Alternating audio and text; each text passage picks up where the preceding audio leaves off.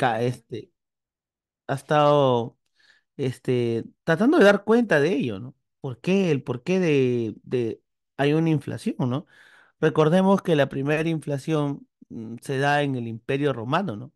Entonces el hombre siempre ha tratado de estar dando respuestas también al ámbito económico, ¿no? Así como en otros, como te digo, en otros tipos de disciplinas o ciencias, ¿no? En la historia también hay preguntas, ¿no? En la filosofía hay muchas preguntas, en la literatura hay preguntas, ¿no? En la biología también, ¿no? Parte de nuestra constitución, ¿no?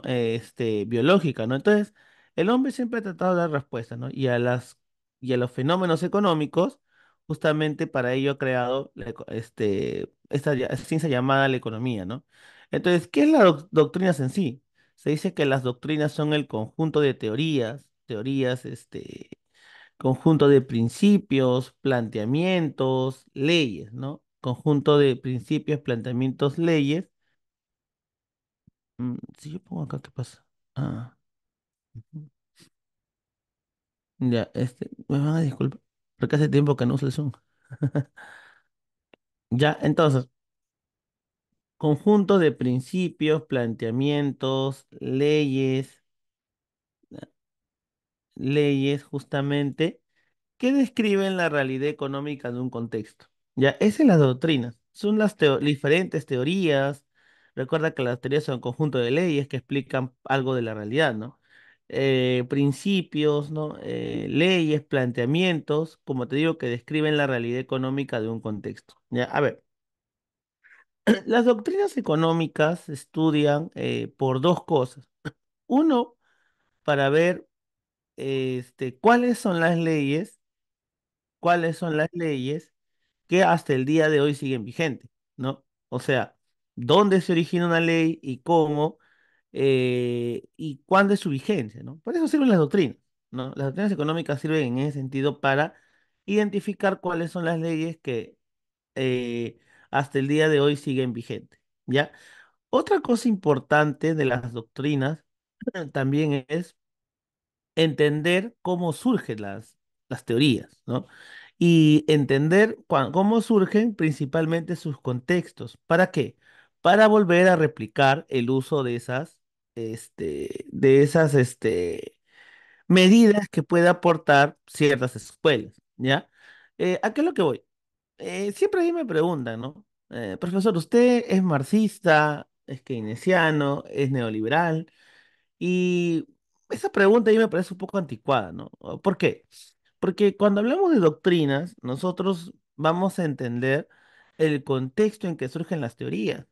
Y eso es importante, porque si nosotros mañana tenemos un problema donde las causas o el contexto que vivimos se repite con un contexto anterior, podemos usar dicha teoría, dicha escuela, sus planteamientos para solucionar el problema. ¿A qué es lo que voy? Hay que tener cuidado cuando uno se hace llamar marxista, neoliberal o keynesiano en economía, te digo, ¿no? ¿Por qué? Porque eso es dogmatismo, ¿no? O sea, yo, por ejemplo, cuando hay que aplicar políticas neoliberales, según la economía, yo me vuelvo bien neoliberal. Pero cuando hay que aplicar políticas keynesianas, me vuelvo muy keynesiano. Es muy raro que sí sea marxista, porque el problema del marxismo es que no plantea soluciones macroeconómicas. O sea, el marxismo es una doctrina que plantea el cambio al capitalismo. O sea, no plantea soluciones al capitalismo. Por eso es que es muy raro que yo me ponga la camiseta marxista, ¿no? O sea, más que todo soy keynesiano, soy neoliberal. Y en la Facultad de Economía la mayoría o es neoliberal o es keynesiano. ¿Ya? Entonces, ahí me preguntan qué soy y yo les digo, bueno, a mí no me importa de qué color sea el gato. El chiste es de caza ratones, de la misma manera. Si hay que ser keynesiano, lo soy. Si hay que ser neoliberal, lo soy. Más o menos lo veo como unas herramientas, ¿no? Como una herramienta de un doctor, ¿no? Es algo, creo, un poco tonto pensar que con una herramienta que te opera los dientes te voy a operar el hígado. No, son herramientas diferentes. Entonces, lo mismo. Las doctrinas o las escuelas son justamente, yo los veo como herramientas diferentes que hay que usarlos de acuerdo a la realidad, al contexto, ¿no? Si se repite el contexto actualmente de una doctrina pasada, entonces estamos con permiso para usar ese planteamiento. Así como, por ponerte un ejemplo, ¿no? La doctrina keynesiana. La doctrina keynesiana, en la pandemia, reunimos todos los acontecimientos, si bien en menor magnitud que en 1929, ¿no? Cuando se dio el crack. Si bien en menos magnitud, entonces debimos y salimos con políticas keynesianas. O sea, que un neoliberal no me venga a decir a mí que los keynesianos no sirven, ¿no? Y por ejemplo tenemos a Javier Milei, ¿no? O sea, siempre me preguntan por ese personaje y yo te digo, ¿no? Javier Milei hay cosas que no tiene razón, porque el keynesianismo no es malo en sí, sino el problema es que se usa de mala manera. Como te digo, es como que yo con herramientas que te opero los dientes, te quiero operar el hígado. No, pues te lo puedo valorar más. Y tú vas a pensar que es malo, pero en sí no es mala las políticas keynesianas, sino hay que usarlas cuando son adecuadas. Eso es lo que tienen que entender ustedes esta clase. Entender el contexto de cada acontecimiento para poder usar de manera adecuada dicha doctrina. ¿Ya? Entonces, las principales doctrinas, o sea, conjunto de personas que siguen una misma idea son las siguientes. El mercantilismo es la primera, el segundo es la fisiocracia, el tercero son los clásicos, luego vienen los marxistas, luego vienen los neoclásicos, luego vienen los keynesianos y luego vienen los monetaristas. ¿Ya? Esa forma como el ordenado un orden especial, ya como yo le he presentado. ¿Ya? Arriba están los que sí plantean de alguna manera la intervención del Estado. O sea, piensan que sí debe participar el Estado. Los mercantilistas, porque piensan que el Estado tiene que ayudar a conseguir una balanza superavitaria, tema que lo hemos visto, ¿no? En el curso. Los marxistas que proponen un Estado que esté tomado por el proletariado y de medidas que aceleren la ida al comunismo. Recuerda que el socialismo es el puente al comunismo. Y el keynesiano que plantea un Estado presente para la solución de los problemas. ¿Ya? Muy bien. Por abajo tenemos las doctrinas que postulan la no participación del Estado. O sea que el Estado no debe intervenir en economía. Tenemos los fisiócratas, que ellos pensaban en que existía un orden natural. Tenemos los clásicos y neoclásicos. Creo que está de más decirte que neoclásico viene de clásico, ¿no? Nuevo clásico. Los neoclásicos también están en contra de la intervención del Estado. Y los monetaristas, chicos, los monetaristas, pero hay que tener un poco de cuidado con los monetaristas, ¿ya? Los monetaristas plantean una no intervención del Estado, es cierto, pero ellos también plantean que el Estado sí intervenga. O sea, ellos también plantean que el Estado sí intervenga pero solo para corregir las fallas de mercado. Solo para corregir, solo para corregir, solo para corregir las fallas de mercado. Tema que hemos estudiado, que son las fallas de mercado. Las fallas de mercado son situaciones, recuerda, en las cuales el mercado no está asignando bien los recursos. Entonces, ahí es donde deben los monetaristas dicen, o neoliberales, ¿no? Porque esos son los neoliberales, por si acaso. Neo Neoliberales, por si acaso, ¿no? Ellos plantean que el Estado sí intervenga, pero cuando haya fallas de mercado, nada más. Si la economía va bien, no debe intervenir. En cambio, un keynesiano plantea que el Estado sí debe estar presente para fomentar la industria, ¿no? Debe proteger la industria, pero eso también es un poco malo, ¿no? A ver, para que más o menos me entiendas, así como un ejemplo doméstico, como me gustan. La diferencia entre los keynesianos y los monetaristas, ¿no? Un keynesiano sería como un papá sobreprotector, ¿no? Tienes una fiesta, te lleva a la fiesta, te recoge la fiesta. Vas a la universidad, te lleva a la universidad, te recoge a la universidad. Vas a ir a un museo con tus amigas, te lleva al museo, te recoge del museo con el carro, algo así. Ese sería un papá keynesiano, un papá muy presente. ¿Qué sería un papá monetarista o neoliberal? Sería un papá de repente que hija, ¿vas a ir al museo? Bueno, anda, toma tu propina. Hija, ¿vas a ir a la universidad? Bueno, anda, casa tu pasaje, ¿no? Hija, ¿vas a ir a una fiesta? Ya. Hija, ¿a qué hora vas a venir? A las 3. Ah, no, hija, mejor te recojo. A las 3 es un poco peligroso, ¿no? Pero puedes irte sola. O sea, a lo que voy es que tu papá, cuando ve que es peligroso porque es muy tarde, te recoge. 3 de la mañana es un poco tarde. Entonces, en ese sentido, diríamos que un papá neoliberal sería un papá, en el ejemplo doméstico, que te deja que tú vayas sola a tus lugares, a los lugares que tienes que ir porque ya eres adulta, ¿no? Ya tienes, no sé, 19, 20 años. Pero si ve un peligro, te recoge. ¿Por qué? Porque a las 3 de la mañana te pueden hacer daño, te pueden, robar o de repente hasta violar, ¿no? Entonces, yo sería, es una falla de mercado, porque en realidad, yo te doy la razón, en realidad es una falla porque todas las personas deberíamos tener la libertad de salir. Así sea a las 4 de la mañana con tu celular en la mano, ir caminando con tu celular en la mano, ¿no? O sea, pero realmente existe el peligro, ¿no? Hay gente inescrupulosa. Entonces, algo así sería un papá neoliberal, pero llevado un poco al ejemplo doméstico, ¿no? O sea, un keynesiano es alguien que está a favor de participar mucho en la economía, fomentando empleo, fomentando industria, pero el problema es que a veces eso es malo, ¿no? Ya lo hemos visto en la época de García, ¿no? En cambio, los monetaristas plantean, no, no debe intervenir, pero solamente debe intervenir cuando existan las denominadas fallas de mercado. Ya, muy bien. No sé si hasta acá estamos bien. No, habrá una opción para borrar todo. Creo que sí está. Borrar. Ahí está. Esta es la opción para borrar todos los dibujos. No sé si se ve el panel del Zoom, pero bueno.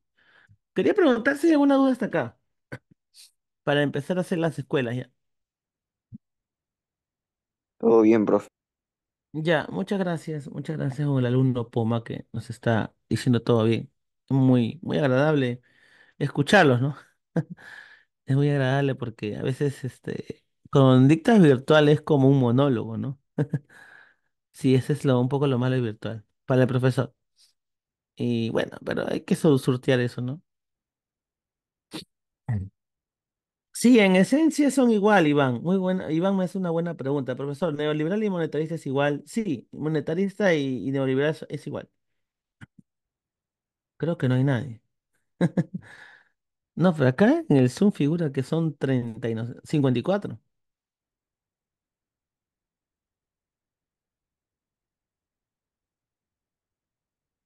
Bueno, neoliberal sí y monetarista son lo mismo.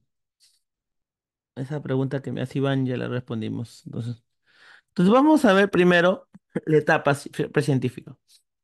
A mí a veces me costaba hacer esto, no sé si les he contado, pero leyendo a los antiguos, me doy cuenta, no sé si esto les ha pasado en otros cursos, pero algo interesante de de todos los cursos en realidad es que muchas de las cosas que tú ves en tus cursos ya los griegos lo habían discutido, ¿no?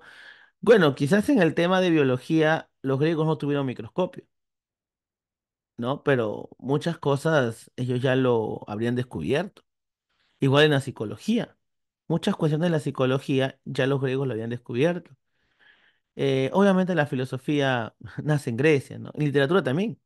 Muchas personas sostienen que la literatura actual es solamente una copia de la literatura griega. O sea, no sé si les han contado eso, pero yo estoy convencido de eso. Antes no, antes era escéptico. Y vamos a ver que leyendo muchas de las ideas que vamos a ver hoy día de los griegos, muchas son ideas actuales. Claro, quizás un poco refinado, un poco medido en laboratorio. Sí, sí, sí, es cierto, pero muchas cosas del quehacer actual, del conocimiento actual, muchos los griegos ya lo dijeron. Llámalo de una manera más tosca, de una manera más, más tosca, poco refinada, pero lo han dicho. No sé si tus profesores de filología, literatura, filosofía te dirán eso, pero en realidad a mí me sorprendió mucho cuando leí los griegos, ¿no? Y muchas de las ideas smithsianas están en los griegos. Y lo vamos, sobre todo en Platón y Aristóteles. Pero veamos esto. Primero, todos creo que sabemos que el contexto de los griegos es el esclavismo, ¿no?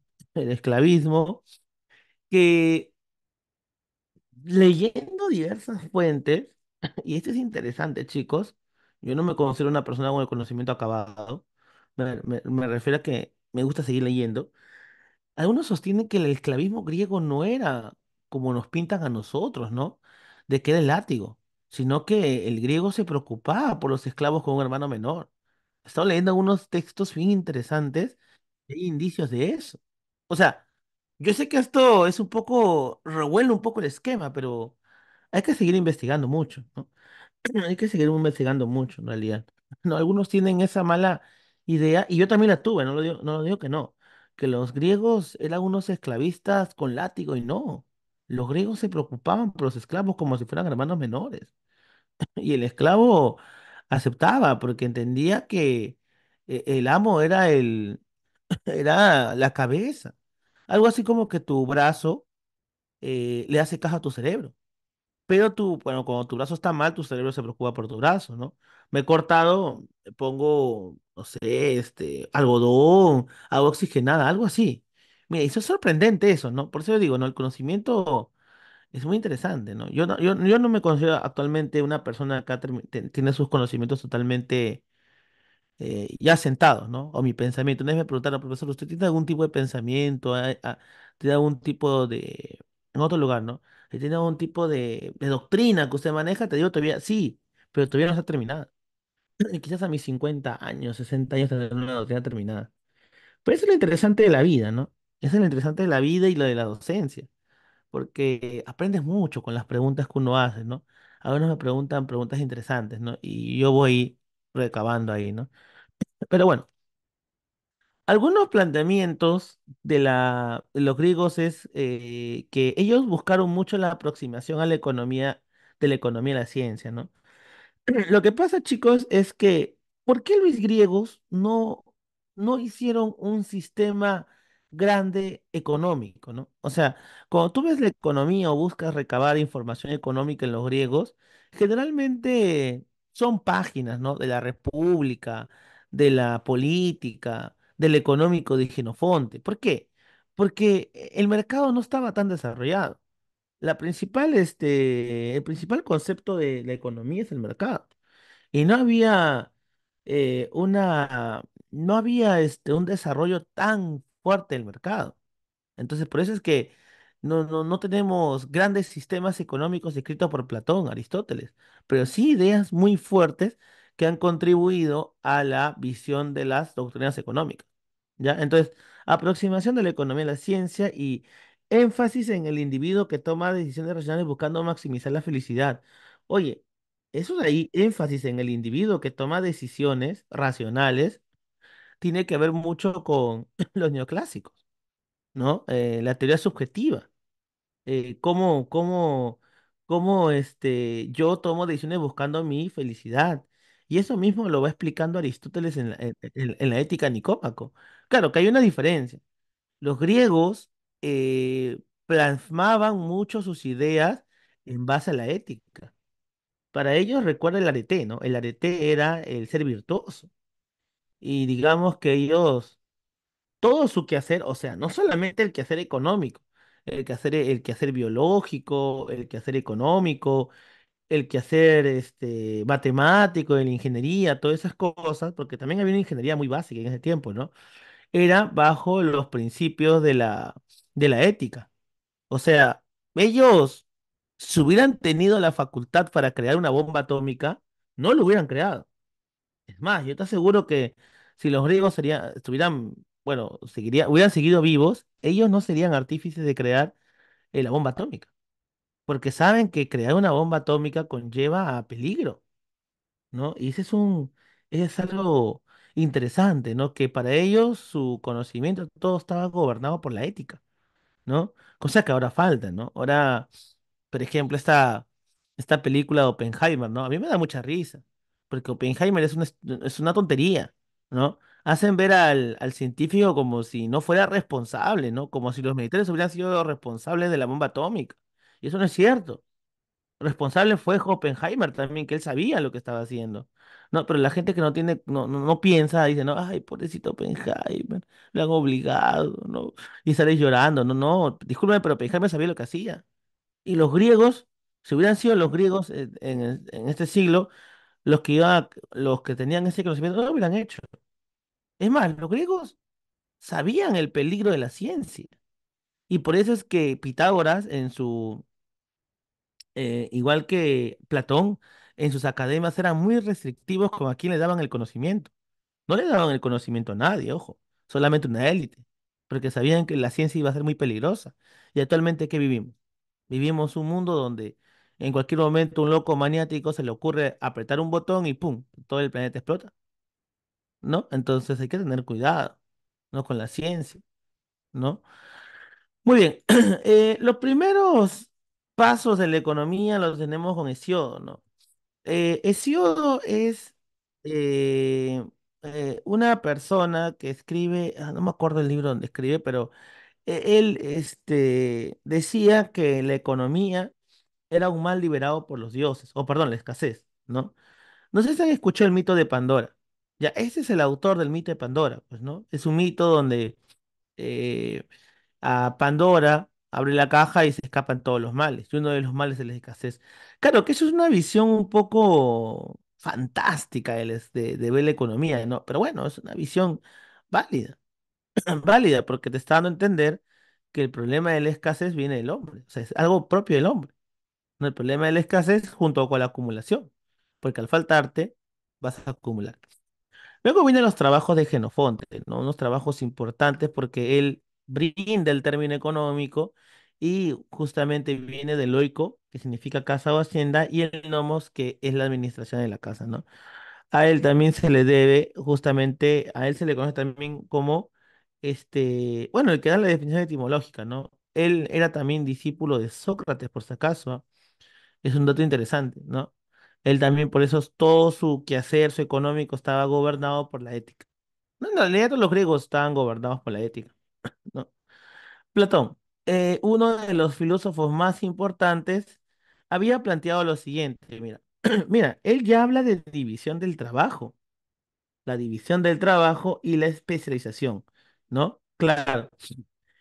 Platón decía que la polis es una consecuencia de la división del trabajo, porque nosotros necesitamos, no podemos producir todo lo que necesitamos. Entonces nos vamos acercando, nos vamos haciendo, vamos juntándonos en lo que se llama la polis, ¿no? Y en la polis yo doy lo que puedo dar y a cambio recibo de otros lo que no puedo producir. Ahora, esa idea de la división del trabajo, muchas personas, me incluyo, chicos, me incluyo. No, claro, me incluyo hace tiempo, porque yo hace tiempo ya hace como 8 años que ya descubrí, o no descubrí, sino leí con atención a los griegos y me di cuenta mucho de sus teorías, ¿no? Pero bueno, eso de la división del trabajo es de Platón y Smith lo coge. O sea, más adelante vamos a hacer Smith y ahí te vas a sorprender porque Smith prácticamente no dice nada nuevo o lo que dice es una complementación de lo que explicaba Platón o digamos una llevada al presente, nada más, ¿no? Entonces, Platón es el que planteaba la división del trabajo y la especialización. Claro, la especialización es justamente la consecuencia de la división del trabajo, ¿no? ¿Y eso qué genera? Eficiencia, productividad y justamente la ciudad, o también llamada polis. Algo interesante es que Platón dice, se acepta la ganancia y el interés como mal necesario y propone un comunismo para los gobernantes. Ya, eso es importante, ¿no? Platón era de la idea de que se debe generar un comunismo. A ver, no sé si tu profesor de filosofía te habrá dicho esto, pero bueno, yo te lo digo. Platón era una persona que decía que el interés es algo eh, que reina en los seres humanos, la ganancia de interés, cosa que tenemos que desprendernos, eso es cierto, porque tenemos que aspirar a una vida pura, ¿no? Purificar nuestra alma para poder unirnos con el bien, ¿no? Allá en el mundo de las ideas. Bien, Platón tiene la idea siguiente, ¿no? Eh, en la pirámide no, ¿qué es la demográfica? No estoy hablando de pirámide social, disculpen, pirámide social. Disculpen, chicos, hace tiempo que no uso el Zoom, por eso es que no. Tenemos. la clase dominante y la clase dominada. Eso decía Platón.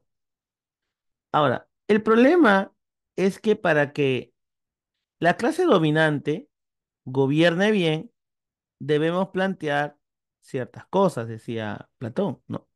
Primero, para que la clase dominante esté bien, debemos hacer que entre ellos estén bien. Entonces Platón se preguntaba, ¿cuál es el problema de las personas? O dicho en otras palabras, ¿por qué las personas se pelean?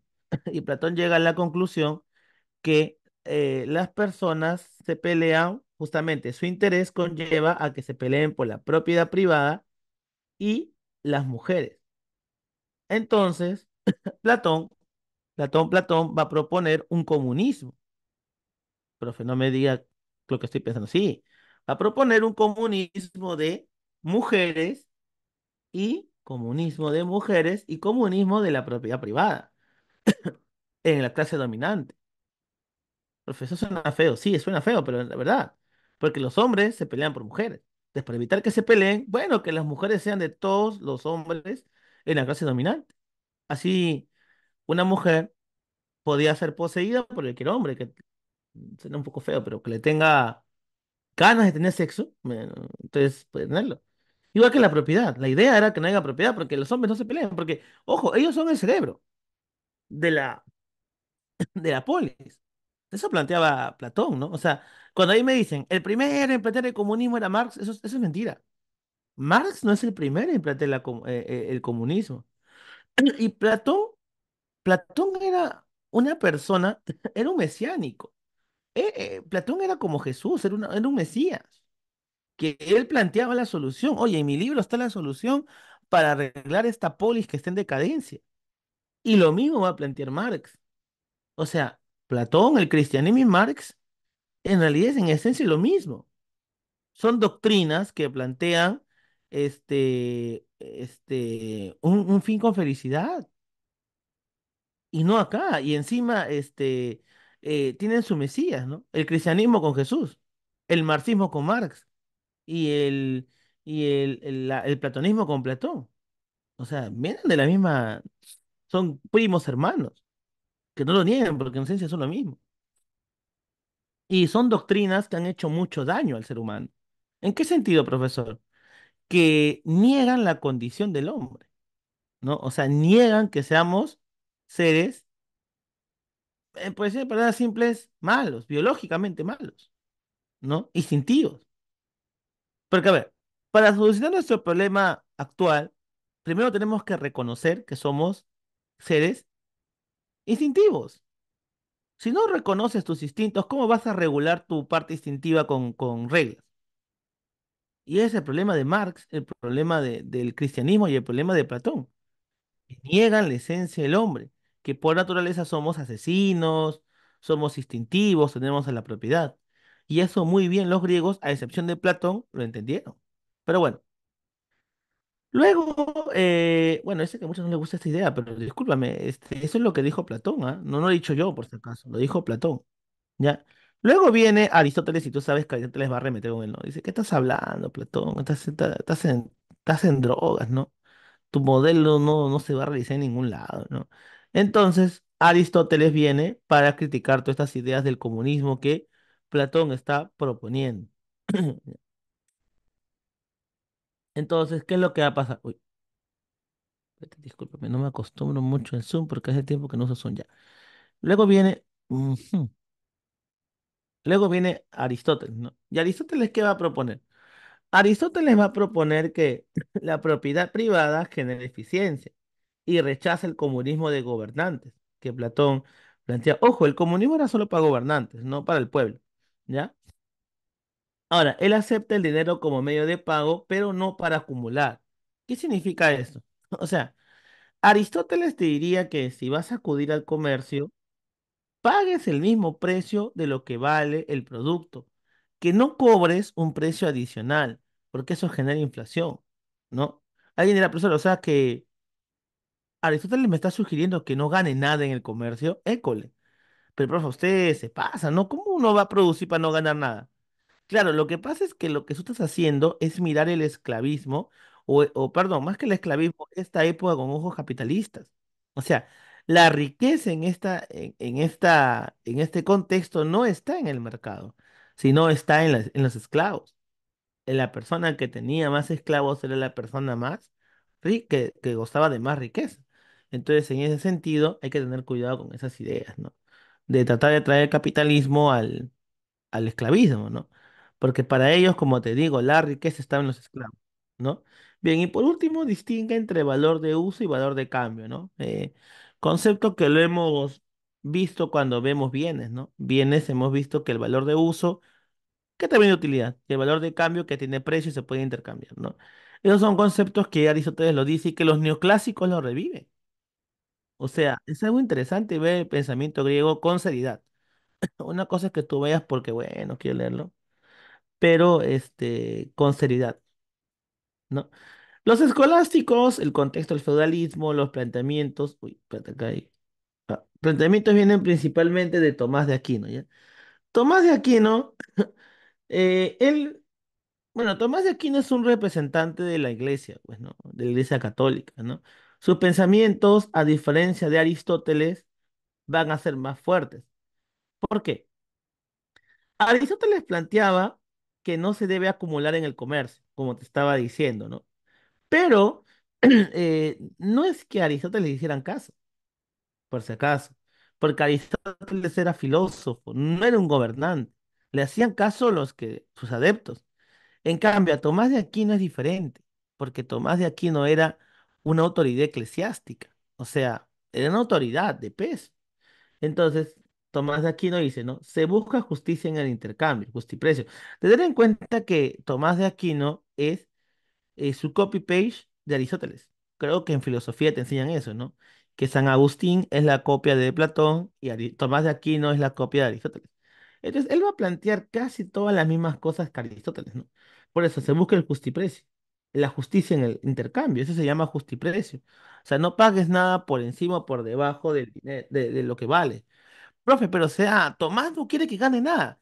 El problema es que la riqueza no estaba en el intercambio, la riqueza estaba en los feudos. Esa es la diferencia. Por eso hay que tener cuidado con el contexto, ¿no?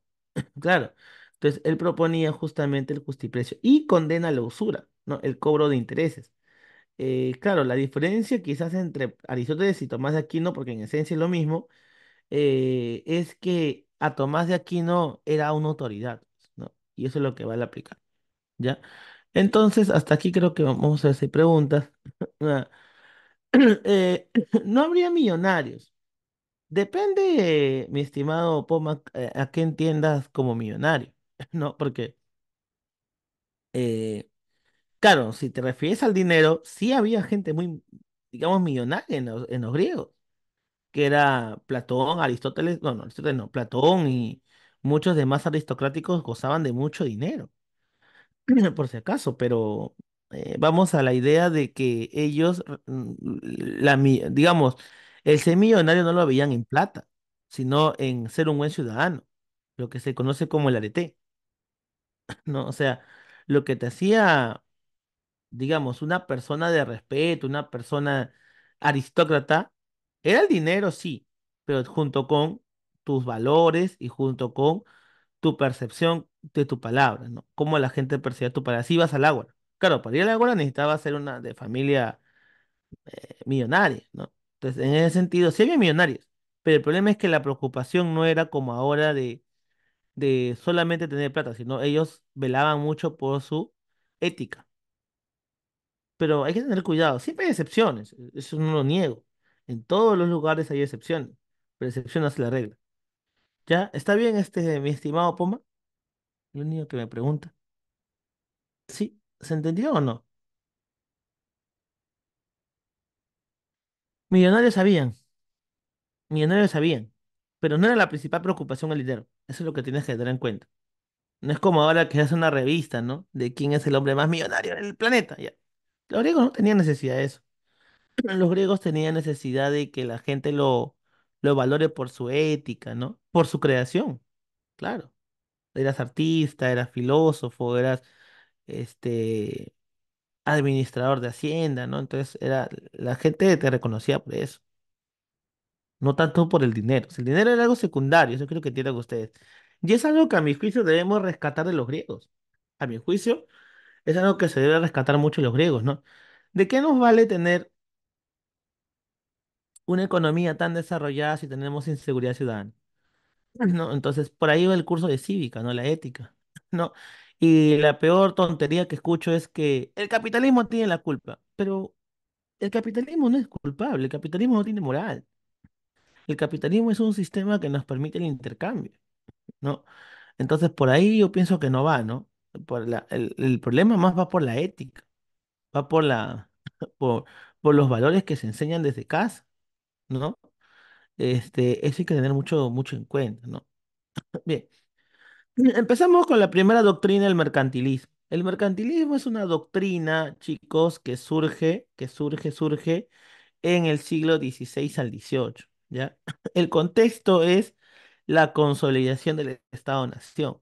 O sea, ya estamos dejando atrás el feudalismo, ya los feudos se están consolidando en estados y luego surge la monarquía absoluta. Ahora, ¿por qué de los estados-nación como Francia, Inglaterra, se deriva en la monarquía absoluta? Eso es interesante, ¿no? Lo que pasa es que cuando los estados se van formando, había eh, un bache para desarrollar el comercio, ¿no? Que era la iglesia. Entonces, los estados-nación van a financiar a los monarcas para que los monarcas se enfrenten a la iglesia porque el poder temporal y espiritual de la iglesia era muy fuerte. Entonces, yo, yo capitalista, burgués, estoy generando la idea de Estado de Nación. He financiado el protestantismo, ¿no? La reforma. Claro, las reformas, luteranas, calvinistas, en el fondo tienen perfil burgués, ¿no? Ellos buscan, los burgueses financian para que se den se le quite todo el sometimiento de los estados, de los feudos a la iglesia. También financian el Renacimiento, el humanismo, ¿no? Y también financian las monarquías absolutas, ¿no? O sea, dependiendo. Ah, no te puedo cambiar por la mentalidad, bueno, ataco tu religión con las reformas. O si ya no puedo porque la iglesia es muy fuerte, hago monarquías absolutas, ¿no? Donde el monarca va a discutir el poder con la iglesia, con el papa, ¿no? Entonces, ustedes creo que en historia han visto toda esta cuestión del Estado-nación, las monarquías absolutas, me parece, ¿no? O sea, no es algo que no estés enterado, ¿no? Entonces estamos en ese contexto de la monarquías absolutas, bueno, Estado-nación, surge Francia, Inglaterra, España, y algunos derivan en la monarquía absoluta. La riqueza para los mercantilistas se encontraba en la acumulación de oro y plata. Hay que tener muy en cuenta eso, ¿ya? Eso es su banderita, ¿no?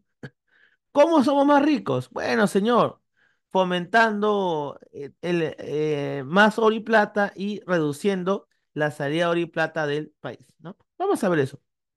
Planteamientos. Ellos estaban de acuerdo con una balanza comercial superavitaria. Recuerda que es una balanza comercial superavitaria cuando la exportación es superior a la importación, ¿no? Eso creo que hemos visto en el curso, no me digan que no. Cuando la exportación es superior a la importación, estamos ante una balanza comercial positiva, ¿no? O sea, las exportaciones son más que las importaciones. Y esto va a traer consigo un aumento yo sé que lo sabes, ha sido pregunta, examen de admisión, por si acaso. Esto conlleva a qué cosa? Esto conlleva a que aumenten los dólares. Es la misma idea, es la misma idea es la misma idea para este contexto, pero cambiando lo siguiente, que en vez de que se incremente dólares, se va a incrementar oro y plata. ¿Ya? La misma idea. La misma idea. Cuando exporto, vendo afuera, entra oro y plata. Ingresa, la misma idea que los dólares. Ingresa oro o plata. Y cuando importo, hablamos de una salida de oro. Entonces yo quiero que mis salidas sean mínimas y mis ingresos sean máximos. para conseguir la balanza comercial superavitaria. Es que yo entendía que la riqueza estaba ahí. Yo entendía que la riqueza estaba ahí. Entonces, ¿cómo se conseguía eso? Bueno, aumentando las exportaciones. ¿Y cómo aumentamos las exportaciones? Promoviendo la manufactura y el incremento poblacional, ¿no? Promoviendo que nuestras empresas produzcan más, ¿no? Y también, ojo, también haciendo publicidad de comprar en este caso España principal, ¿no? Lo nacional. O sea, el Estado se preocupaba, uno, por que se consuma lo nacional. Otro, por justamente fomentar la manufactura. ¿Por qué? Ellos sabían que no deberían producir productos brutos como oro, porque si tú produces productos brutos como oro, no sé, tela, tú estás vendiendo la tela quizás hacia afuera, te pagan oro, pero después esa tela te la van a vender más cara y más vas a salir perdiendo oro y plata. Entonces, ¿ellos qué proponían? Promover la manufactura. Manufactura significa productos ya procesados, porque así consigo más valor agregado y hago entrar más oro y plata a mi estado.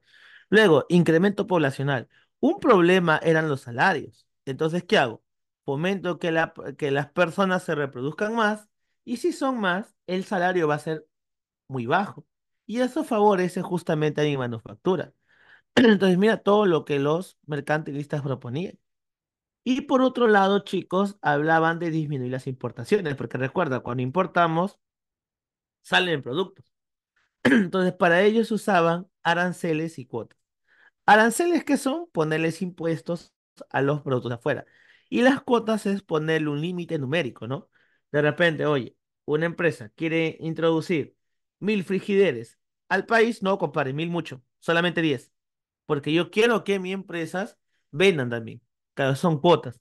Cuotas, digamos que es mediante un número fijado y aranceles son un porcentaje de dinero que tú cobras sin importar el número. O sea, el arancel más ataca al valor y la cuota más ataca al número, ¿no?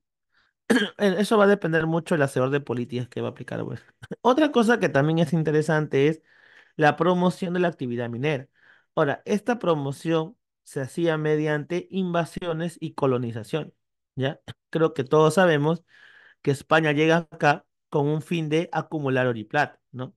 Y bueno, tanto fue así que un debate interesante que seguro ustedes han visto en su curso de filosofía es si el indio es humano o no, ¿no? Esa pregunta, aunque ustedes no crean, tiene mucho peso económico, ¿no? Porque si yo reconozco que el indio no es humano, entonces lo que voy a tener de carta verde para hacer lo que yo quiera, ¿no? Extraerle sus metales y todo. Pero si yo reconozco que el indio es humano, hay que tener cuidado, es un hombre, hay que respetar, hay que pagarle por explotar sus yacimientos mineros, ¿no? Entonces, esa pregunta de trasfondo tiene mucho de económico, ¿ah? Por si acaso. Bueno, ya todos saben que se impuso el no, pero de ahí se puso el sí, ¿no? Ahora, esa imposición del sí fue por temas económicos. ¿Por qué? Porque cuando tú mandabas, por ejemplo, al negro a la mina, se moría. Que los esclavistas preocupados, oye, ¿cómo hacemos entonces? Mira, los negros están que se mueren. Ah, hay que meter a los indios. Pero ¿cómo hacemos? Hay que evangelizarlos. Entonces se asumió la postura de que el indio es humano, pero es como un retrasado mental, para poder justamente dominarlos y que ellos hagan la actividad minera, lo que se conoce como el tributo indígena. Entonces, ese cambio de no así tiene un matiz económico. Luego, el monopolio comercial entre la metrópoli y la colonia.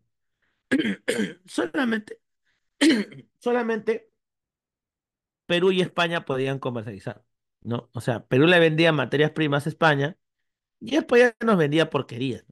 Eso se llama, creo, no me acuerdo, creo que se llamaba los requerimientos cuando tú le vendías ventas forzosas de mercadería a los indígenas.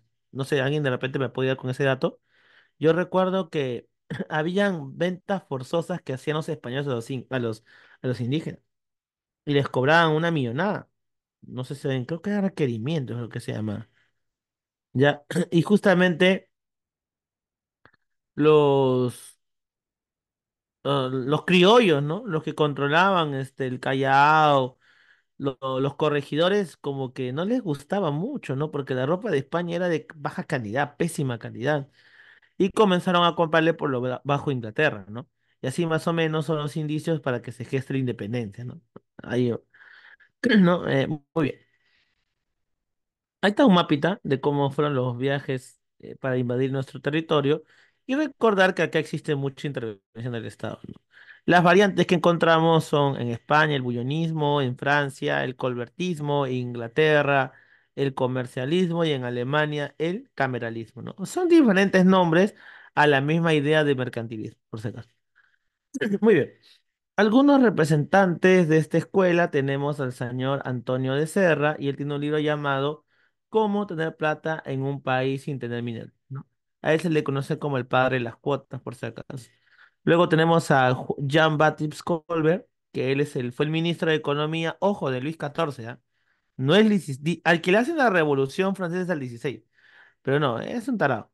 El 14 era el poderoso, por así decirlo, ¿no? El Rey Sol. Ahí está, el Rey Sol.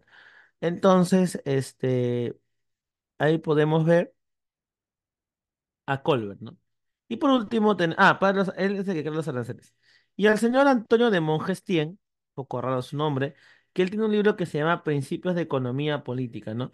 Y él es el que acuña el término de economía política. A ver, hasta los neoclásicos se les solía llamar economía política a la economía, porque ellos, en realidad, estos señores no eran economistas, recurrían a los conocimientos económicos para aplicar políticas económicas, ¿no? Entonces, por eso le hicieron llamar economía política.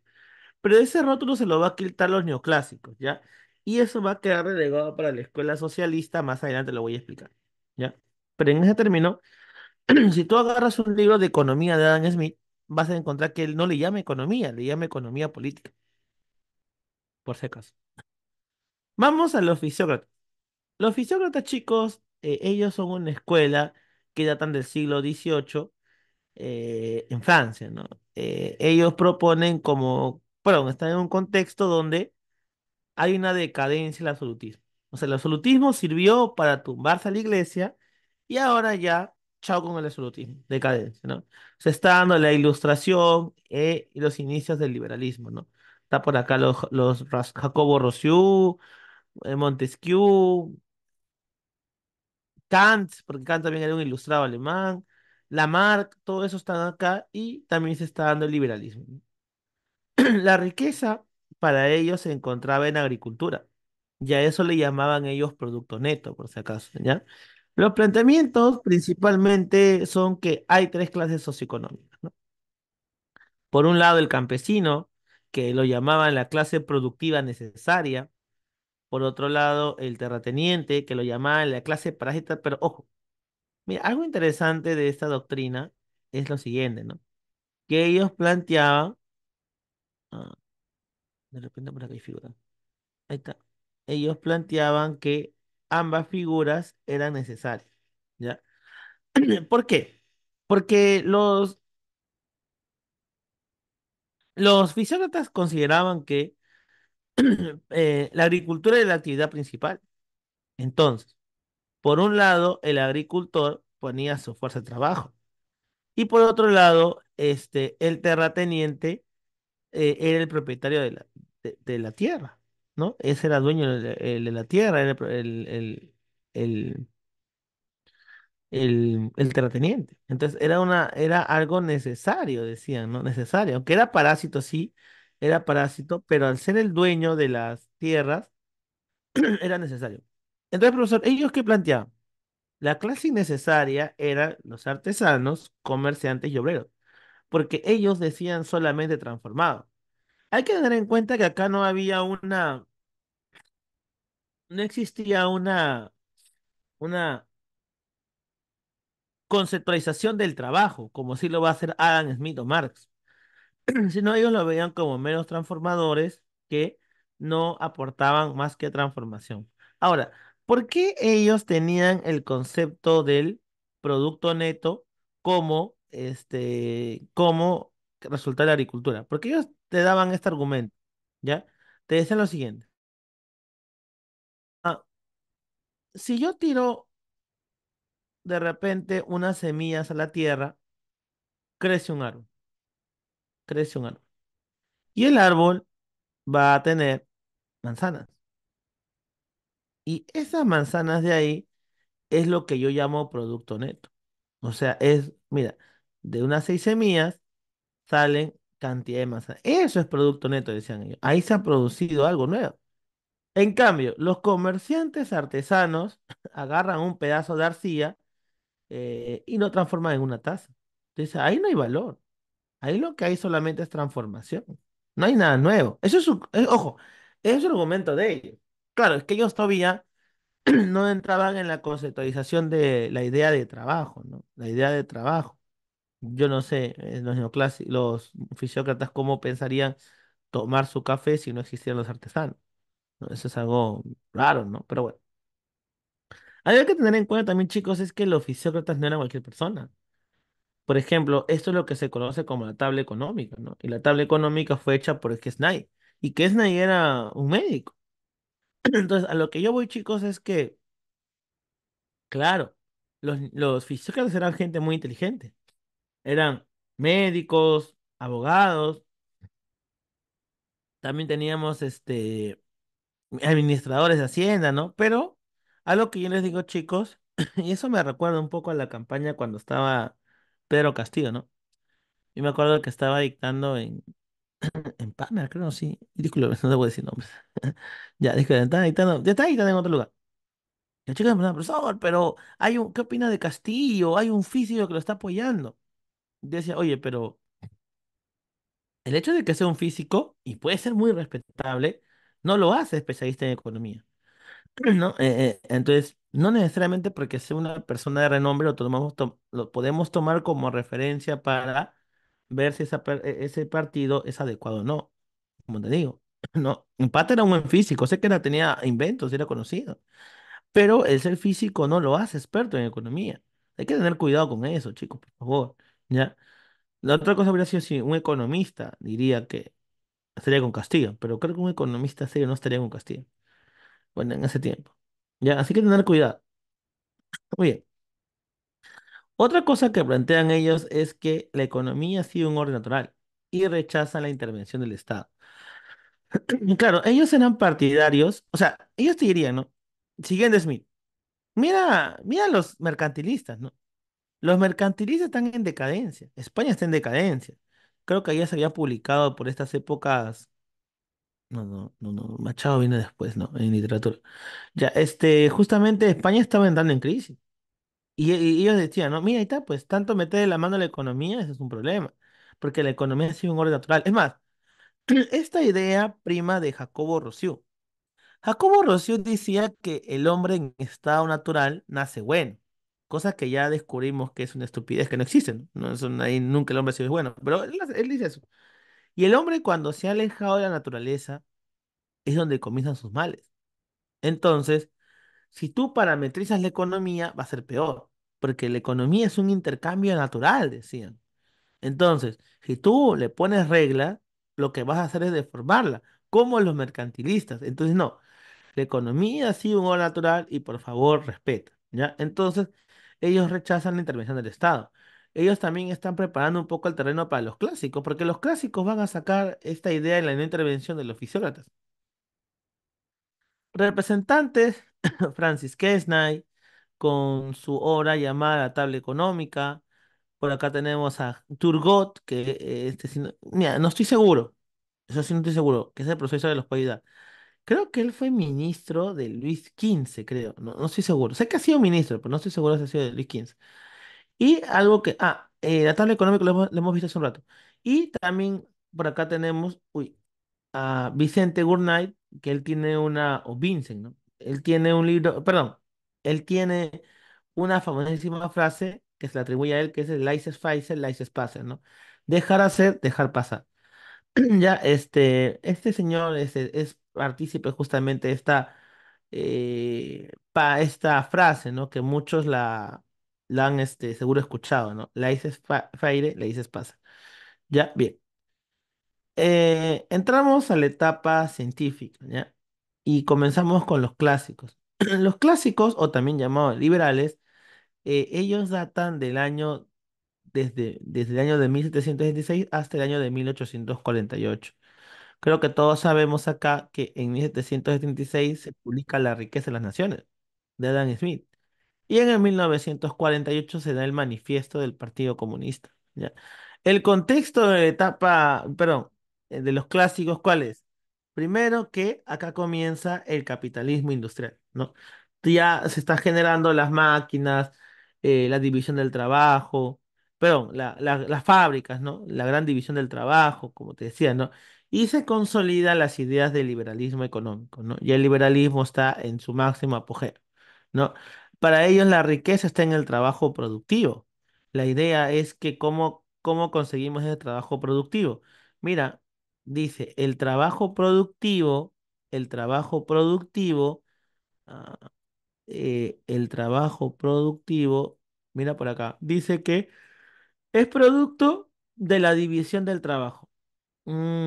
Profe, pero la división del trabajo, sí, es Platón. Esa es una idea platónica. Platón ya decía esto. Ahora, ¿por qué es importante señalarlo a los clásicos? Porque, a ver,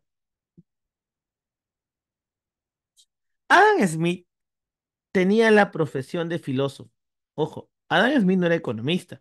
Con Adam Smith se da la economía como ciencia, comienza la carrera de economía, sí, pero Adam Smith no es economista, es filósofo. Y los filósofos es una disciplina que depende mucho de su historia. O sea, en otras disciplinas como la física, la geografía, conocer la historia de la geografía, de la física o de la misma economía es un sinónimo de erudición. En cambio, en la filosofía es necesario conocer su historia. Entonces, como filósofo, Adam Smith leyó a los clásicos, perdón, los clásicos en filosofía, que son Platón, Aristóteles. Entonces, en ese sentido, él descubrió las ideas de Platón y les hizo algunos ajustes, lo más, ¿no? O lo trajo a la realidad. Por eso es que él va a decir, es producto de la visión del trabajo que genera la especialización. Bien, sigamos.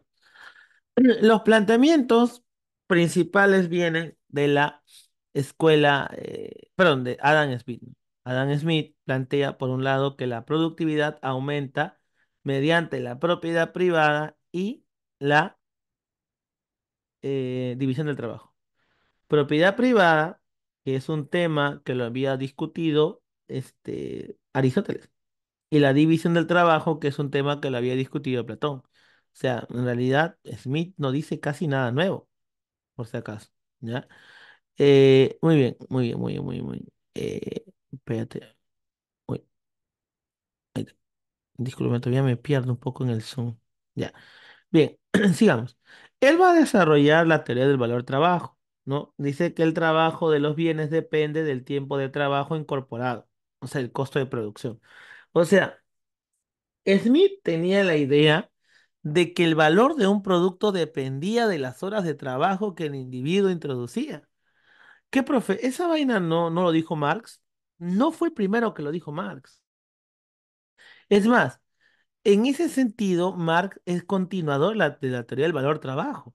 Y por eso algunos autores lo consideran a Marx como un clásico. Claro, nosotros lo consideramos como una escuela aparte, la escuela marxista, socialista, pero hay algunos autores que sostienen que si nos basamos en los planteamientos, Marx también es un clásico, porque él habla mucho del valor trabajo. El valor trabajo fue algo que no lo desarrolló en los fisiócratas. Quizás eso es lo nuevo de Smith, ¿no? La teoría del valor trabajo. Decía que las cosas dependen del trabajo introducido, ¿no? Por ejemplo, si tú comparas, eh, no sé, se me ocurre de repente un celular con un libro, tú vas a decir que el celular vale más, ¿ya? Pero claro, algunos dirían, profesor, pero el celular tiene más costos, sí. Pero algunos dirían, profesor, pero el celular no es más valioso que el libro por los costos, sino por los usos. Eso es cierto. Eso está contradiciendo a Trey Smith. Pero entonces, un ejemplo más cercano sería el lapicero y el libro, ¿no? El lapicero vale más que el libro. Perdón, el libro vale más que el lapicero, pero no vale más que el lapicero por el uso, sino por el costo. Claro, pero tú sabes que eso está mal, porque si tú le das el libro a un microbusero, el microbusero no creo que te pague por el libro, lo que vale. Ya, es que ese es el problema, que la teoría de Smith no está bien hecha, o sea, no es acorde con la realidad. O sea, quiero que entiendan ustedes eso. O sea, Smith cuando plantea, igual que Marx, plantean la teoría por costos. Claro, costo de fabricación. O sea, si tú le presentas a Smith celular versus libro, te va a decir el celular es más caro, pero no por el uso, sino por el costo. Producir un celular cuesta más. Si tú comparas un lapicero versus un libro, el libro vale más, porque tiene más producción, más costos de producción. Pero sabemos que en la realidad eso no funca. ¿Por qué? Porque en la realidad la gente toma el celular no porque cueste más caro, sino porque le da mejor, más utilidad. La gente toma el lapicero porque le sirve más que el libro. Son muy pocas las personas que pagarían, no sé, 80 soles por un libro de Friedman, ¿no? No, bueno, sigamos. Entonces, Smith es el primero que desarrolla la teoría del valor trabajo. Míralo, este es un planteamiento fuerte. El mercado es el mejor mecanismo para asignar los recursos. eh, Perdón, el mercado es el mejor mecanismo para asignar recursos, tanto a nivel productivo como de intercambio como distribución. ¿Y a través de qué lo hace esto? Lo hace a través de la mano invisible que conlleva del bienestar individual al bienestar general, es decir, la economía se autorregula sola. A ver, ¿qué es la mano invisible? La mano invisible es una metáfora para empezar, ¿ya? No es que sea una mano en realidad. O sea, Adam Smith decía, y tiene un, tiene una frase que a mí me gusta mencionar mucho, ¿no? Es más, me parece que está en la separata que nos han dejado, ¿no? La separata que hemos preparado hoy día para su clase, me parece que está ahí. Mm, sí, exacto. A ver, voy a compartir la separata. Hay una frase, uy, supongo que ahí se verá la separata, ¿no? A ver, ujú, ya, ya, me parece que ahí se ve la separata. Ya. Entonces, hay una pregunta, o esta pregunta de acá, ¿no? La 3. Dice, la escuela clásica tiene como uno de sus referentes a Adam Smith de su obra principal escrita en 1706. Podemos extraer la siguiente cita. No es de la benevolencia del carnicero, del cervecero y del panadero proveernos de carne, cerveza y pan, sino de su propio interés, ¿no? La clave acá sería el afán de lucro genera un bienestar social, ¿no? Eso significa esa frase, ¿no? Esa frase significa el afán de lucro genera un beneficio social, ¿ya? Sí, porque ya. Entonces, ¿a qué es lo que voy? Adam Smith, con esa frase, te decía lo siguiente. Es más, yo lo dice, ¿no? Cuando tú vas al mercado y quieres carne, quieres pan o quieres cerveza, hay dos maneras de que tú acudas a obtener eso. Uno es la benevolencia, ¿no? Cuando hablamos de benevolencia es apelar a la pena. Señor, mire, tengo hambre, ¿no? Me han abandonado, ¿no? Mis papás. No sé si usted me podría dar un poco de carne. Quizás el carnicero te lo da, ¿no? Te ve, ¡ay, qué pena ese niño! ¿Cómo lo han podido abandonar? Ya, te da un día. Vamos el segundo día y posiblemente te da. Pero va a llegar un momento en que el tío te va a decir, oye, compadre, mira, compadre, la vida es así. Ya te abandonaron, tienes que volver a trabajar. Yo no te voy a estar manteniendo a ti. Tú no eres mi hijo. Entonces, claro. Entonces, ahí te das cuenta de que la benevolencia no llevan a a una salida. Puede ser un par de veces, sí. Pero, pero, cuando hablamos de su propio interés, el interés individual, ahí cambia la cosa. Imagínate que tú digas, señor carnicero, tú me das carne y no te doy plata, tanto. Ya, día uno. Día dos, señor, no te doy plata, tú me das carne. Ya, entonces, él te lo va a dar contento. Él te va a dar contento la carne, porque le estás pagando. Ahora, tú vas a decir, pero profesor, a ver, y yo no estoy interesado en lo que él hace con la plata. Claro, a ti no te interesa. Ni a él tampoco le interesa qué vas a cocinar con tu carne. O sea, acá lo que hablemos es que cada uno está velando por su propio interés. Tú no sabes si la plata que le pagas por la carne al carnicero lo está usando en su familia, en él, de repente lo está gastando con la amante, qué sé yo, ¿no? Uno sabe. Igual él tampoco sabe para qué usa la carne, ¿no? De repente estás cogiendo un chaufa de carne, de repente un lomo saltado. O sea, te das cuenta que el interés, según Adam Smith, decía que conllevaba al bienestar social. Es por eso que nosotros, si regresamos a la diapositiva, acá está. Adam Smith nos dice, ¿no? El mercado es el mejor mecanismo para generar recursos a través de la mano invisible que lleva de bienestar individual a bienestar general. O sea, la preocupación por mi bienestar conlleva el bienestar de toda la sociedad. ¿Ya? Muy bien. Y ellos también plantean la no intervención del Estado en la economía o sea, libre comercio porque genera distorsiones. Quizás cuando hay control de precios, ¿no? Un precio máximo hace que haya escasez y los precios suban. ¿Ya? Entonces ahí tenemos las ideas de Adam Smith. Por su parte, las ideas de Ricardo tiene un desarrollo de las ventajas comparativas, que por el tiempo ya no lo podemos explicar, y tenemos la teoría de la renta diferencial o el arrendamiento de tierras depende de su productividad, ¿no? Claro, mientras más productivo sea la tierra, mientras más productivo, más producción haya, entonces nosotros vamos a decir justamente, perdón. A ver, vamos a ponerlo así. Estoy divagando acá. Ya. Supongamos que, a ver, supongamos lo siguiente. Supongamos que tenemos tres tipos de hectáreas de tierra. Tenemos así, tres tipos de hectáreas de tierra. ¿Ya? Y de repente por acá, espérate, de repente por acá está el lado. Ahí está, hay un lado. Entonces, ah, ujú, acá está. Discúlpenme, chicos, porque estoy un poco nuevo en Zoom. Hay tiempo que lo toco. Ya ha cambiado. Zona uno, zona 2 y zona 3.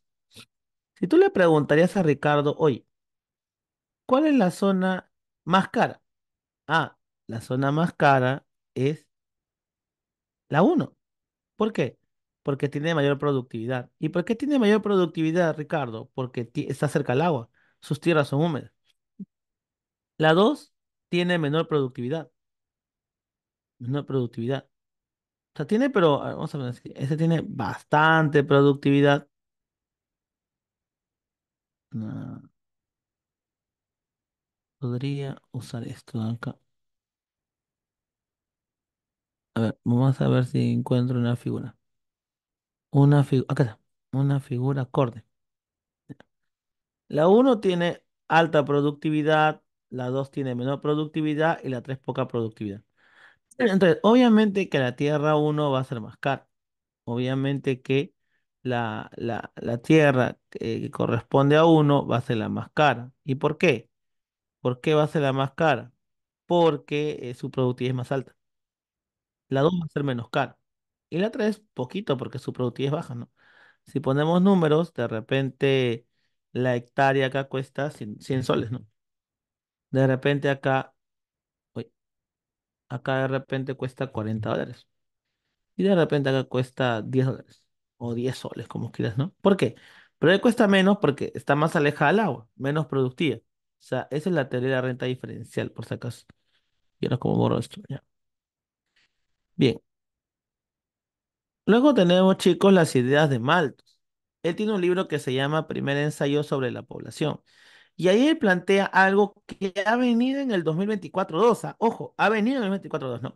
La población crece de forma geométricamente, o sea, muy acelerada, y la producción de alimentos crece de forma aritméticamente, ¿no? En ritmo lento, ¿no?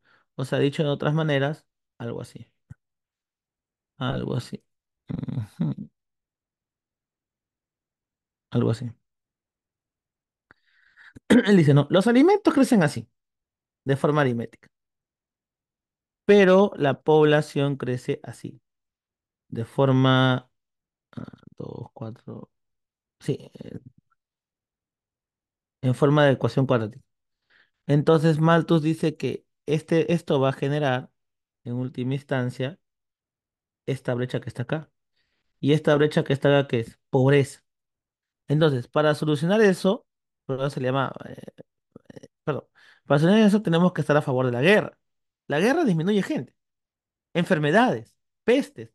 O sea, él estaría a favor de justamente, él estaría a favor de la pandemia. ¿Para qué? Para que la población se reduzca y pueda eliminarse la pobreza. Algo también que faltó acá es el celibato. Él está a favor del celibato, ya que la gente no se reproduzca o que espere hasta el matrimonio para tener sexo. ¿Por qué? No porque no quiere que disfrutes, sino porque él decía que teniendo sexo va a haber más población y eso es dañino. Por eso él proponía que la gente se cuide o sea, que no tengan relaciones sexuales hasta el matrimonio. Pero su fin su fin era más que todo por el tema de que mucha población. ¿Ya? Muy bien. Y luego tenemos las ideas de ah, Jean-Baptiste Say, y él decía justamente la ley de Say, ¿no? Toda oferta genera su propia demanda. Que eso lo hemos visto en cuando hemos visto equilibrio, ¿no? Si se vende a un precio elevado, nadie compra. Si se vende a un precio bajo, todos lo compran. Todos le compran. Todos le compran. ¿No? Si se vende a un precio elevado, nadie compra. Si se vende a un precio bajo, todos compran. Acá dice todos compran. Oh, oh. Acá dice quizás todos compran. Sí, porque hay que pasar la diapositiva después. Muy bien. ¿Alguna pregunta hasta acá, chicos? ¿Alguna pregunta? ¿Alguna pregunta? ¿Me comentan si hay alguna pregunta?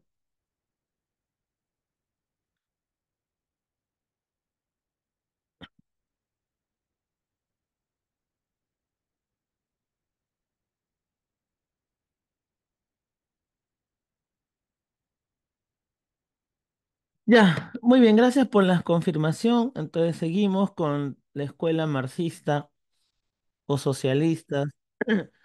La escuela socialista nace en el 48, muchachos, en Alemania, de la actualidad. Digamos de la actualidad porque hay gente que todavía piensa que esto puede funcionar. Ya, ¿cuál es el contexto? Muy importante, ¿ah? La segunda revolución industrial, las grandes protestas sociales por las pésimas condiciones laborales y desigualdad. Algo que sí, es cierto, en ese tiempo había desigualdad, ¿no? La riqueza para ellos estaba en el valor trabajo y los planteamientos principales vienen en Das Kapital o el Capital, ¿no? El autor es Carlos Marx. Ahí está Marx, ¿no? Y su amigo Engel, ¿no? Que no ha salido. No ha salido, o sí, de repente. No, no ha salido. Para Marx, plantea que existen dos clases sociales. ¿Ya? Existen dos clases sociales. ¿Ya? Por un lado tenemos la burguesía y por otro lado tenemos al proletariado. ¿Ya? Para el caso de la burguesía, dice que son los que tienen los medios de producción. Ellos controlan los medios de producción y el proletariado solamente posee su fuerza de trabajo. ¿Ya? Ahora, el proletariado le vende la fuerza de trabajo a la burguesía. ¿Por qué se lo vende? Porque no le queda nada más que ello. O sea, la burguesía se ha encargado de expropiarle todo. Bueno, eso dice Marx en el manifiesto, ¿no? Se ha encargado de dejarla sin nada, que solamente el proletariado tiene su la fuerza de mano, la mano de obra, ¿no? Su fuerza de trabajo, ¿ya? Entonces, al no tener nada, lo único que le queda es vender esa fuerza de trabajo. ¿Por qué? Marx en el manifiesto dice que el capitalismo se ha encargado de reducir todas las clases sociales antiguas, solamente la ha polarizado en burguesía o proletariado. O sea, el capitalismo es como un sistema, dice. Si ponemos el artesano o ha devenido en burgués o ha devenido en proletario. Si ponemos al artista, el artista ha devenido en burgués o ha devenido en proletario. O sea, dicho de otra manera, lo que el capitalismo ha hecho ha simplificado las clases sociales. Eso es lo que dice Marx. El capitalismo lo que ha hecho ha simplificado las clases sociales. O sea, ha creado por un lado burguesía y ha creado por otro lado proletario. O sea, eso es lo que dice Marx, ¿no? En el manifiesto del Partido Comunista. Le digo porque yo sí les recomiendo que algún día lean el manifiesto del Partido Comunista. Es un libro muy fácil de leer, muy bonito, por cierto. No sé si les comenté en alguna ocasión que Marx tiene una buena pluma. Escribe muy bonito, no, nadie lo niega. Entonces, en el manifiesto dice, ¿no? La burguesía, primero hace una loa, ¿no? Y dice al final, la burguesía lo que ha hecho es simplificar el asunto, porque todo ha devenido o bien en proletario o bien en burgués. Ahora, la idea consiste en romper esa cadena que ata a los proletariados para tomar el poder y lograr el comunismo. Por eso Poma me dice, profesor, ¿qué diferencia entre el socialismo y el comunismo? El socialismo es el puente al comunismo. El socialismo es donde se va a preparar a la gente, donde se da la dictadura del proletariado. Digamos que la Unión Soviética, en China comunista, han habido países socialistas, no han habido países comunistas. El problema del socialismo, no, la idea del socialismo es que es un tránsito, donde algo así como depurar la maldad del hombre, porque acá viene el problema. Marx considera que el hombre en la comunidad primitiva ha sido bueno. El hombre en la comunidad primitiva nace bueno y la sociedad lo corrompe. Entonces Marx quiere regresar a ello. Y ese ello se va a conseguir en el socialismo, perdón, la mentalidad. O sea, la mentalidad del hombre egoísta, el hombre malo, se va a extinguir en el socialismo y vamos hacia el comunismo. Pero el problema es que eso nunca existía. O sea, nunca hemos sido buenos por naturaleza, ¿no? Pero bueno, oligarquía, proletario pobre. Claro, o sea, la gente de la oligarquía, ojo, según Marx, la oligarquía o se ha acomodado con la burguesía o se ha empobrecido hasta convertirse en proletariado. O sea, todo, según Marx, el capitalismo todo lo ha simplificado. Todo. O sea, o eres burgués o eres proletario. No hay de otra acá. Esa es la chamba del capitalismo, decía Marx. Ah, soy proletario, dice Po. Bueno, sí, dependiendo, ¿no? Claro, si es que no solamente tienes tu fuerza de trabajo, eres proletario. Ahora, se supone que si ingresan, estudian, formarían parte de la pequeña burguesía, como diría Marx. Pero bueno. Bien, acá dice, ¿no? La pobreza, dice, no es un problema técnico, es un problema social. ¿Por qué Marx plantea que la pobreza no es un problema técnico? Porque Smith decía que mientras más trabajes, más rico vas a ser. Y Marx le dice, estás equivocado, Smith, estás mal de la cabeza. ¿Por qué? Porque en realidad la gente trabaja y no consigue riquezas. ¿Por qué? Porque la burguesía solo te da un salario de subsistencia.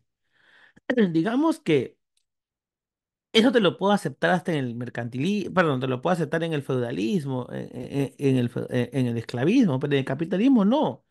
El sistema capitalista se ha encargado de simplificar todo el asunto, ¿no? Y la burguesía le paga un salario paupérrimo al proletariado que solamente le alcanza para vivir.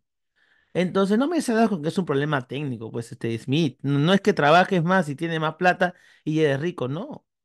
La cosa es que te pagan un salario paupérrimo y entonces, en este sentido, el problema es social. El problema dónde está, en que hay un puñado de personas que concentran los medios de producción y no los quieren compartir. Y ahí va la enajenación del ser humano y te meten religión y todas esas cosas, ¿no? Porque la religión, dice Marx, es la droga del pueblo, pues, ¿no? Tú vives pensando, es más, si tuviéramos más tiempo leería, o sea, si tuviéramos dos clases de doctrinas, pues sería genial porque podría leer eh, algunos textos bueno, no textos, pero algunas partes de Marx, ¿no? Marx dice en la crítica y la filosofía del derecho de Hegel, dice que la religión ha, ha contribuido a la crítica de este mundo. O sea, la religión ha criticado este mundo, sí, lo ha criticado, pero el problema es que la religión le sugería al hombre una solución en otro mundo, que es el mundo de Dios, es el mundo del paraíso, ¿no? En cambio, Mar dice, no, hay que buscar ese paraíso acá, no en otro mundo. Por eso decía Marx la religión es el opio del pueblo, es la droga del pueblo, pues la gente vive fuera de sí creyendo que en otro mundo va a ser feliz, cuando la felicidad se tiene que conseguir en este mundo, diría Marx. También, ¿la burguesía son pertenecientes a la oligarquía o no siempre?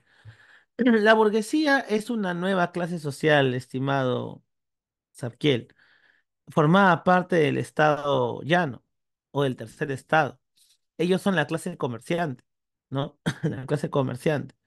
Claro, digamos que oligarquía viene de riqueza, ¿no? Los oligarcas son la gente que tiene grandes riquezas, pero no necesariamente son comerciantes, ¿ya?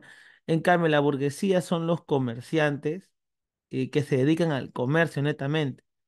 Un oligarca es el que tiene poder económico, si no me equivoco, ¿no? O tendría que revisar mi diccionario, ¿no? Ya, en Grecia, a ver, voy a buscar dame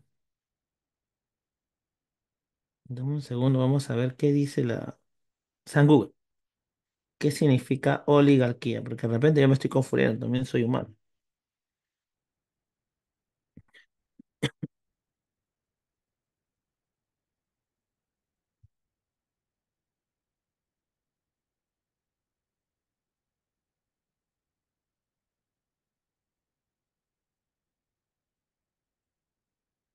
Ya, oligarquía, acá me dice oligo es poco, no, oligo es pocos. O la oligarquía es un grupo de personas con poder que va a gobernar una localidad. Por ejemplo, aquí en el Perú la oligarquía fue un tiempo en la República Aristocrática los aristócratas. O sea, oligarquía viene el gobierno de pocos, pocos que tienen el poder de algo. Solamente que quizás tú lo estás un poquito confundiendo porque en la Grecia los oligarcas eran los comerciantes que se le oponían a la aristocracia. Sí, pero oligarquía viene de un gobierno de los pocos. No necesariamente son comerciantes. Pueden ser también agroexportadores. No pueden ser, perdón, que se dedican al sector agrícola. ¿Ya? Pueden ser que se dedican al sector de pesca. O sea, no necesariamente oligarquía es comerciante. ¿Ya? En cambio, la burguesía era un grupo de comerciantes que se asentó en el tercer estado y que en la Revolución Francesa hallaron el camino para poder lograr justamente tomar el poder. Porque ellos controlaban el poder económico, pero les faltaba el poder político. No, uy, vamos avanzando porque se nos cae el tiempo. Ellos también desarrollan la teoría del valor trabajo, pero Marx decía que el valor de los bienes depende del tiempo de trabajo socialmente incorporado. O sea, todo esto que dice acá es lo mismo que decía Smith, solamente que Marx le ha agregado el ingrediente socialmente. Cuando escuches Marx, todo es socialmente, socialmente. Lo que pasa es que Marx decía, ¿no? Smith, pero un productor en la India no produce igual que un productor en la, en la, en Inglaterra. Entonces, habría que hacer una media aritmética para determinar el valor, ¿no? Eso es lo que planteaba Marx en la teoría del valor trabajo, o sea, la mejora, digamos. Y algo que a mucha gente le llama la atención es la teoría de la explotación, ¿no? Y acá tenemos que el salario no corresponde al trabajo que desempeña el trabajador, ¿no? En otras palabras, acá tenemos las plusvalías. La plusvalía es la parte de las ganancias o beneficios de la empresa que no se le paga al obrero y lo peor de todo es que se la apropia el burgués, ¿no? Por ejemplo, la empresa tiene una ganancia de 12.000 dólares y paga un salario de 9.30 y se queda con 11.070 dólares, ¿no? Ahora, por si fuera poco, el burgués tiene no solamente un trabajador, tiene varios trabajadores. Habría que multiplicar esto por la cantidad de trabajadores y es donde tenemos que cada vez el pobre se hace más pobre y el rico cada vez más rico, ¿no? Deben tener en cuenta que ellos plantean que la concentración de la riqueza llevará a una crisis a futuro. Claro, Marx ya prevenía que en algún momento iba a haber una crisis, ¿no? O sea, Marx es una persona que decía que el capitalismo o esas grandes tendencias de riqueza van a atender a la crisis.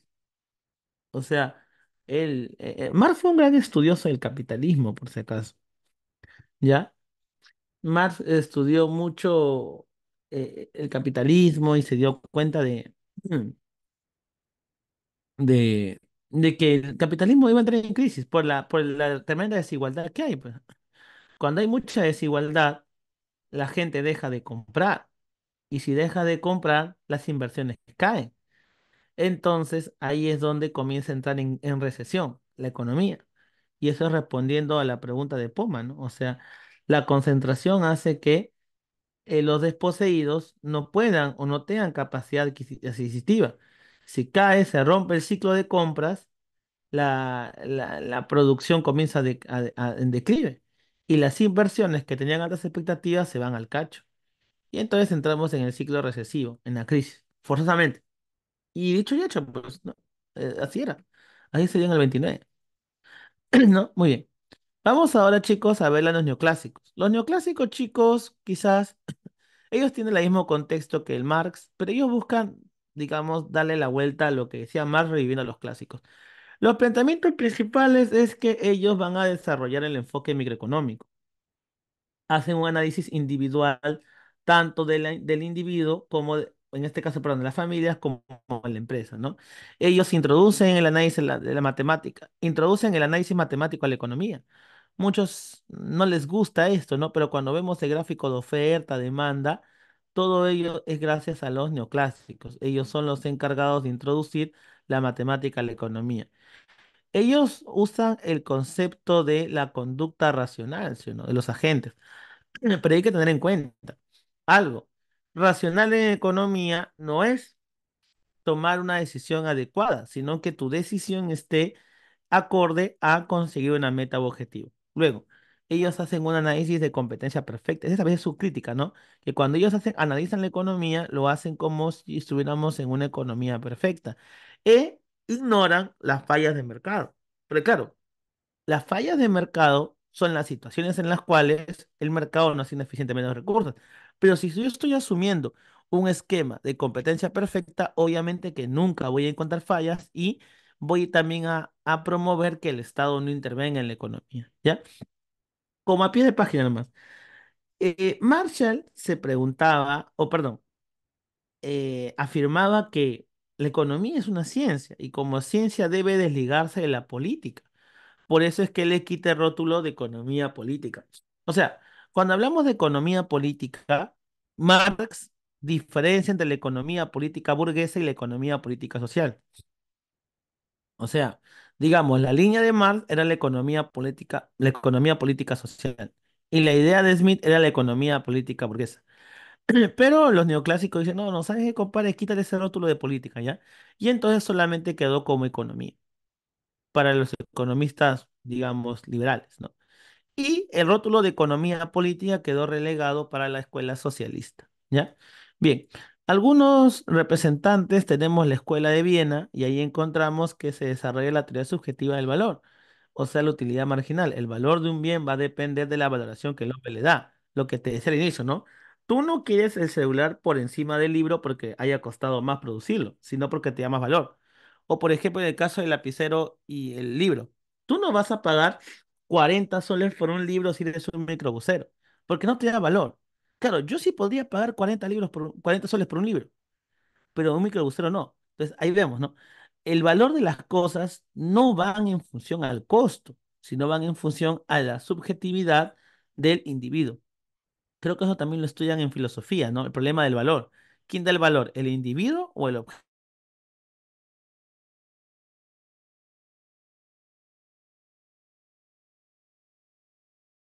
Menger y a Bauer. Menger de izquierda y Bauer de derecha. Luego tenemos la escuela de Lausana, o la escuela matemática también le llaman, ¿no? O la escuela, bueno, esta escuela genera perdón, plantea lo que se llama el equilibrio general, ¿no? O sea, ellos dicen que para que un mercado esté en equilibrio, o perdón, claro, si tenemos, imaginemos tenemos 10 mercados y 9 están en equilibrio, el décimo también tiene que estar en equilibrio. Esa es la famosísima ley de Walras, ¿no? Pero bueno, muy aparte de eso, ellos también proponen la teoría del equilibrio general. El precio de un bien depende del mercado tanto de bienes como en el mercado de factores productivos. Claro. O sea, el precio de un bien Depende del, ¿por qué dice que depende del mercado de bienes? Porque se va a como que regular mediante los sustitutos, pero al mismo tiempo depende del costo que hayamos gastado en los factores productivos. O sea, ¿te acuerdas de cuando vimos el flujo circular de la renta? Ya, ellos decían que el precio refleja el equilibrio en ambos mercados y el precio también refleja, dependen de esos dos mercados, porque si los costos de producción suben, va a subir el precio. Si los precios, si el costo de producción baja, va a bajar los precios. Si los precios de los sustitutos suben, bueno, hay que subir también esos precios y viceversa. ¿No? Muy bien. Luego tenemos, chicos, la escuela de Cambridge o la escuela de Inglaterra, y ahí tenemos justamente la teoría del equilibrio parcial. Tener en cuenta, chicos, que los neoclásicos son un montón de, bueno, son tres escuelas principalmente, ¿no? Ahora, hay que tener también en cuenta, chicos, que no son homogéneos en todos sus planteamientos, ¿no?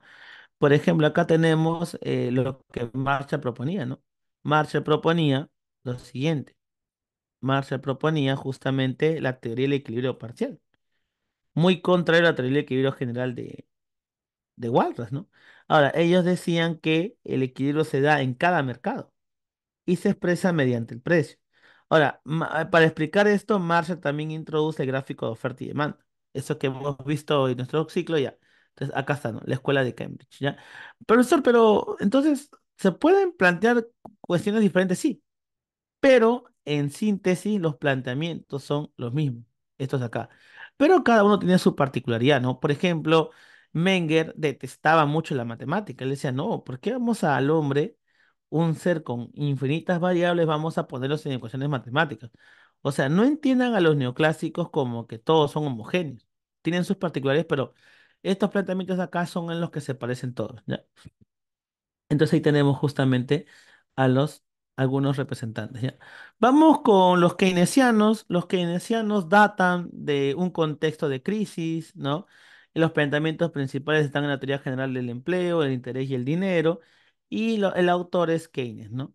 Ellos desarrollan el enfoque macroeconómico, ¿no? Ellos realizan una nueva visión de la economía, ¿no? No punto de vista micro, sino desde un punto de vista macro, ¿no? Generan la creación de variables desde cero. O sea, antes de Keynes se pensaba que la economía en su conjunto era una simple sumatoria de los tomas de decisiones individuales. A ver, en otras palabras, la producción del país era netamente la suma de toda la producción de las empresas. Pero Keynes dijo que eso está mal, porque las empresas también compran y compran, por ejemplo, maquinarias. Entonces, no, Keynes refunda el análisis macroeconómico. Es como decir, no vas a pretender estudiar al grupo, o, perdón, sacar conclusiones de un grupo cuando solo estudias una persona, hablando en términos psicológicos, ¿no? Ah, yo quiero saber por qué el grupo se comporta así, estudio una persona. No, para tú entender al grupo, tienes que estudiar al grupo en todo porque uno se comporta en su casa individualmente muy diferente a cómo se comporta en grupo. Entonces, eso es lo que proponía Keynes. Hay que hacer un análisis global de todo. Hay que comenzar de cero.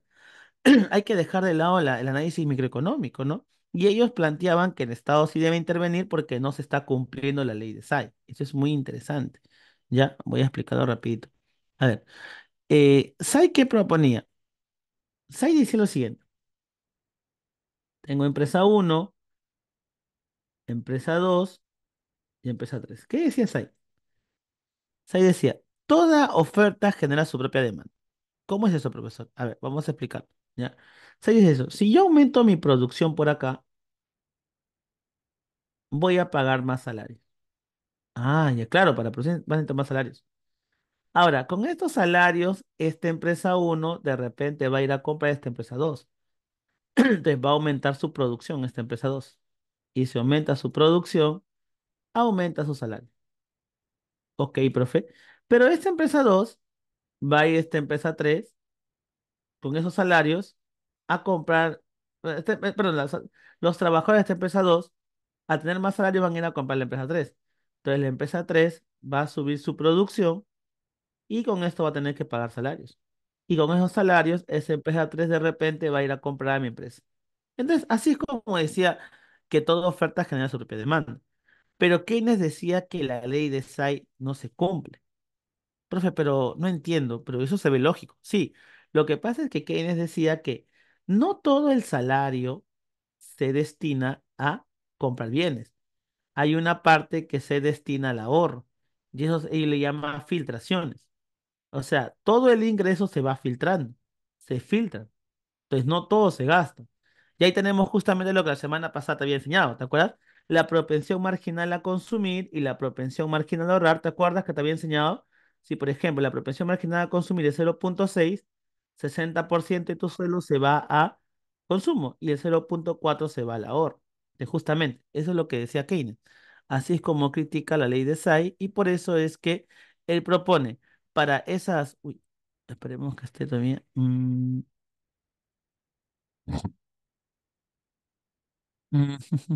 acá está. Ya, he propuesto lo siguiente, ¿no? Entonces, como en la economía existen eh, filtraciones, eso lo debe cubrir el Estado con inyecciones. Inyección de dinero a la economía. Inyección. O sea, ¿no ves que parte del salario se filtra? Entonces, eso debe cubrirse con el Estado, con las inyecciones que puede hacer el Estado. ¿Ya? Entonces, eso es lo que proponía Keynes. Políticas fiscales expansivas, aumentar el gasto en obras públicas, seguro de desempleo, ayuda económica, empresas más dinámicas, todo eso. Algo que también proponía es disminuir los tributos. A todo esto se le conoce como políticas fiscales expansivas y lo que buscan es aumentar la demanda agregada efectiva, ¿no? O sea, cantidad de mercancías que se transan en el mercado. Por último, mira, algo que la gente lo dice, no lo menciona, es que Keynes también proponía las políticas monetarias expansivas, porque decía que la inversión depende de tasa de interés, de forma inversa. Pero acá había un problema, que no era muy efectiva, decía Keynes. O sea, sí, hay que promover esto, pero no son muy efectivas, decía Keynes. Bien, para cerrar, tenemos los monetaristas, que ellos estaban en un contexto de 1970. Ya, a ver, dos cuestiones con Keynes. Keynes cometió dos errores, ¿ya? Keynes dijo que nunca iba a haber recesión junto con inflación. O sea, nunca sí iba a haber un proceso donde haya inflación y recesión. Y lamentablemente lo hubo en la década del 70 con el petróleo. Porque al reducirse el petróleo, eh, la oferta, o sea, el petróleo es un costo y todo tiene petróleo, todo. Profe, la manzana de cómo tiene petróleo, sí. ¿Sabes cuándo? En el transporte. Entonces, ese aumento del ese petróleo hizo que todas las empresas se perjudicaran y la oferta se contrajo. La oferta agregada de cada país se contrajo. ¿Y eso qué generó? Generó justamente que, mira, recuerda, acá arriba está precio, solamente acá vamos a poner nivel de precio. Entonces aumentó el nivel de precio. Y recuerda, por acá está PBI. PBI disminuyó. Entonces, tienes acá recesión y tienes inflación. Eso es lo que se llama estanflación. Keynes dijo, jamás va a haber eso, no se preocupen. Y hubo en la década del 70. Punto dos. Algo también adicional es que Keynes decía que no importa el gasto público. Perdón, no importa el déficit fiscal. Si estamos en épocas de crisis, no importa el gasto público. Claro, en épocas de Keynes no importaba. ¿Por qué no importaba en épocas de Keynes? Mira, ¿por qué no importaba? Porque estábamos, ¿en qué estábamos? Estábamos, mira, acá está. Estábamos en 1929. Y en 1929 las economías eran más como islas. No se juntaban mucho porque había pasado la Primera Guerra Mundial. Pero en época de Friedman, en el 70, las economías se habían vuelto a unificar. Habían dejado sus riñas, bueno, a menos el bloque occidental, ¿no? El bloque occidental se habían unificado. O sea, unificado no en el sentido de que se han hecho un país, sino unificado en el sentido que las relaciones comerciales volvieron a ser grandes. ¿No? Entonces, en ese contexto, tener la cuenta del Estado desequilibrada es muy peligroso, ¿ya? Entonces, los planteamientos vienen en Capitalismo y Libertad de Milton Friedman. Él hacía una fuerte crítica al intervencionismo estatal porque decía que originaban desequilibrios. Él decía, en el largo plazo, los salarios y precios tienden al equilibrio. O sea, en pocas palabras, Friedman te decía, tienes que esperar. tienes que tener paciencia porque las crisis son pasajeras. Cosa que hay que tener mucho cuidado con eso, porque Keynes decía, a corto plazo todos estaríamos muertos, ¿no? Por eso es que ahí es donde yo digo, las políticas económicas son solamente instrumentos, tengan mucho cuidado, ¿no? Es malo si yo digo, si ustedes se dan cuenta, yo nunca me he declarado neoliberal en todas las clases, porque ser neoliberal significaría que en pandemia yo no apoye ninguna política keynesiana, y eso está mal. Ahora, esto es importante porque esto ha venido un montón de veces. La inflación es un fenómeno monetario causado por la emisión inorgánica del dinero. Ya claro, generar, esto ya lo hemos hablado en clase, ¿no? La teoría cuantitativa y todo eso, ¿no? Generar más dinero genera inflación, ¿no? Por último, él propone la disciplina fiscal, las políticas fiscales retroactivas o políticas neoliberales, como le llaman, y es la reducción de programas sociales. Algo que mucha gente tiene de malo cuando habla de Fujimori es que Fujimori, por ejemplo, redujo los programas sociales, pero no a cero. O sea, Friedman no proponía reducir a cero los programas sociales, sino reduce los que más gasto te causan. Porque ese gasto público en exceso se llama déficit. Y el déficit lo tienes que financiar de algún lugar. Entonces, ¿dónde lo financias? Emisión monetaria, malo. Es malo porque generas inflación. Prestarte del extranjero es malo porque el Banco Mundial te cobra con creces. Recuerda, el Banco Mundial te presta para cuestiones solamente para fomentar programas sociales o programas productivos, ¿no? Como por ejemplo carreteras, todo eso. Ahora, prestarte del sector privado también es un problema, ¿no? Entonces, no es bueno que el Estado se endeude, hay que tener disciplina. Y también privatización y concesiones, ¿por qué? Porque el Estado es malo produciendo. Y por último, la disciplina monetaria, ¿no? Justamente convalidándose con lo rojo. La emisión de dinero debe ser acorde a la necesidad del mercado. ¿Ya? Muy bien, chicos. Hasta acá acaba nuestra aventura de las doctrinas. Eh, Permíteme solamente hacer dos preguntas, por favor, dos preguntas de la separata. Quiero que veas cómo ha venido. Solamente permíteme hacer dos preguntas. Creo que está acá. Acá está. Mira lo que vino. Mira lo que vino en San Marcos, este examen. No sé si me podrían ayudar. En el ensayo sobre el principio de la población, Tomás Malthus planteó que la población aumenta en progresión geométrica, pero que la producción de alimentos lo hace de forma aritmética. Sus contribuciones a la teoría económica y la evolución histórica de la economía se describe en la escuela. ¿Qué escuela crees que sea? ¿Qué escuela crees que sea, chicos?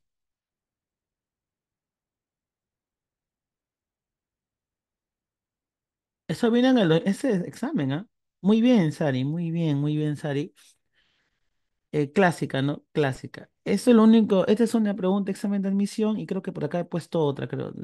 Permítame, permiso, por acá he puesto otra. No sé si he puesto otra. Oh, no sé, pero yo creo que había puesto otra.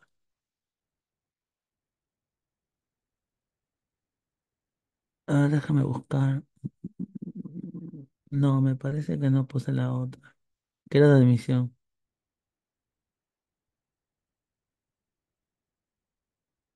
No, no hay otra. No la llegué a poner, creo. Acá está, acá está.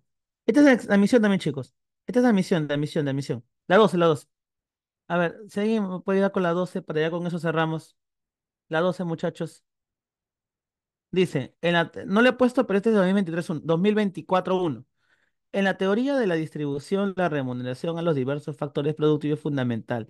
Tal es así que, desde el punto de vista crítico, en la teoría objetiva del salario, Marx señaló que su determinación es de carácter. ¿Cuál creen que será? ¿De qué carácter es?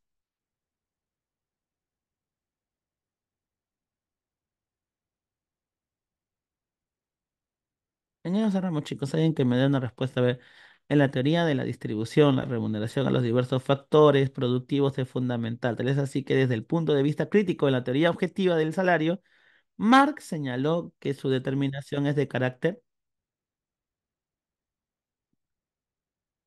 Sí, muy bien, Natalia, muy bien, Heidi. Social. Algo con Marx es social, ya. Siempre escucha, cuando veas Marx es social.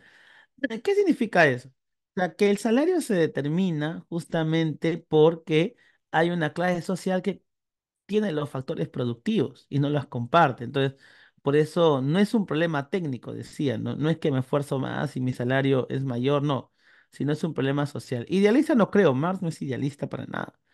Acrítico no, la teoría marxista se considera crítica. Marginalista tiene que ver con los neoclásicos.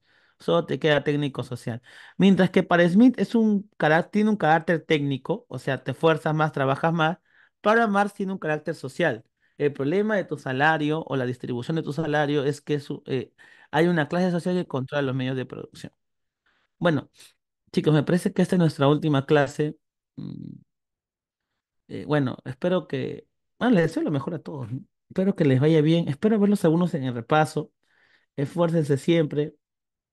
Yo les, su- yo sí les sugiero que se metan a un repaso. No, pero bueno, algunos de repente no lo hacen, así que bueno. Yo ya me despido, chicos. Hasta la próxima. Igual fue un gusto haber compartido con ustedes. Haber tenido las sesiones presenciales, ¿no? Donde hemos compartido, nos hemos reído un poco. Espero que. Yo creo que esta es la última, sí, me dijeron que esta es la última, porque es hasta las 2 las clases. ¿Ya? Bueno, igual, ¿no? De repente nos vemos en el repaso o en San Marcos, ¿no? Yo sé que muchos van a ingresar acá. No se olviden de perseverar en sus objetivos. Siempre tengan pendiente que la San Marcos no es una universidad fácil, pero no es imposible. Perseveren, lo único que les digo, chicos, perseveren, sigan para adelante siempre. Este, tengan bien claros sus objetivos, nunca duden. Y bueno, lo mío será hasta la próxima. Cuídense. Que tengan buen, buen fin de semana a todos. Aunque recién comenzamos, pero bueno. Chao. Ah, ¿cómo me voy? Ya, chicos. Tienen que ingresar. Cuando ingresen me encuentran en la Facultad de Matemática o en las letras de la economía, ahí vamos a jugar Dota. Pero tienes que ingresar. Cuídense, chicos, cuídense, que tengan buen inicio de semana y buen fin de semana. Y espero verlos en San Marcos algún día. Yo sé que me los voy a cruzar. Cuídense, cuídense, hasta la próxima.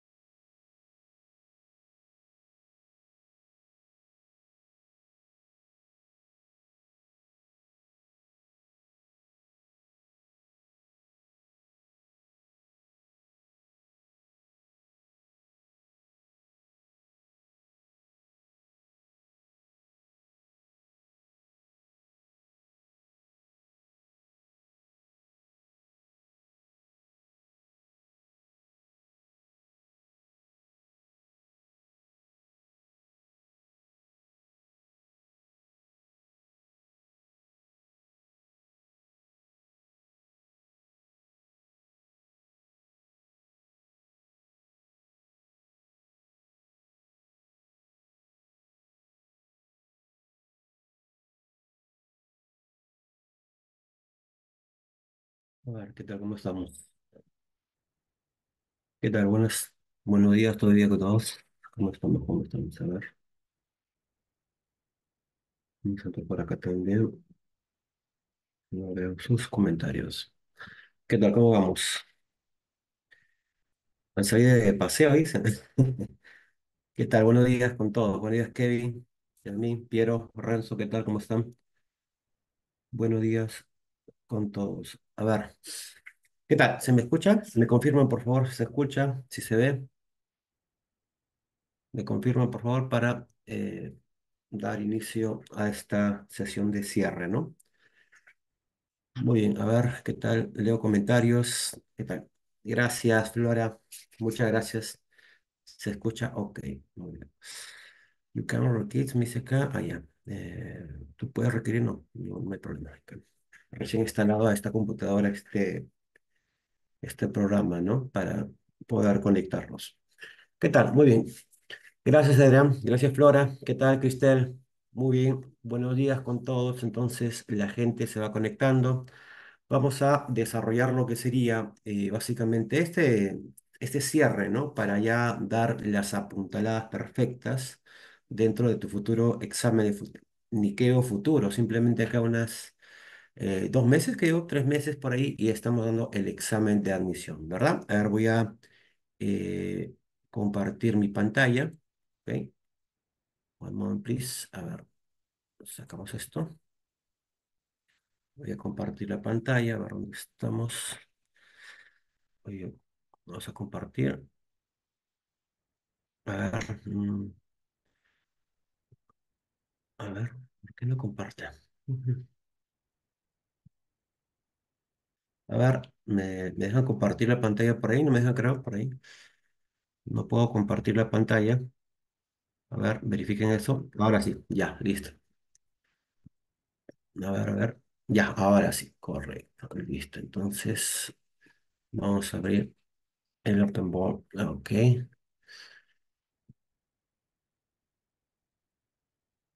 abrimos.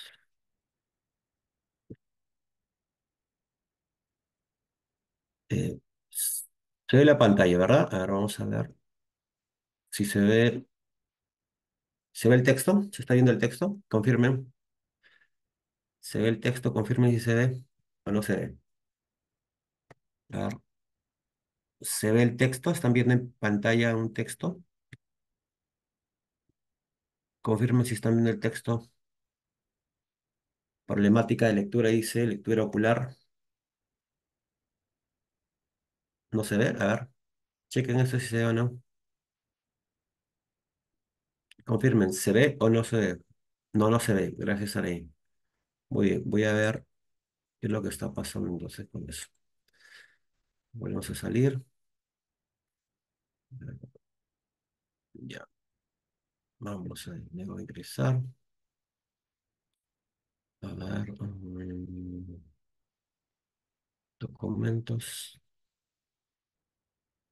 Creo que por este lugar no se ve, ¿verdad? Vamos a verlo de esta manera. Ujú. A ver, a ver. Entonces, ya, ahora se ve. Confirmen a ver si se ve la pantalla. Si se ve la pantalla, confirmen. A ver, te leo. ¿No se ve? A ver, ahora voy a entrar a este celular para ver si están viendo, ¿no? Uy, que no tengo su. Instalo. Qué raro, qué raro. A ver, no se ve nada todavía. En serio, no se ve nada. Ya, qué mala. Qué mal. Qué raro, la otra vez, ¿por qué sí se veía? Mm, a ver, a ver, a ver. Salimos de nuevo entonces. Ujú. Spring. A ver, toda la pantalla. A ver.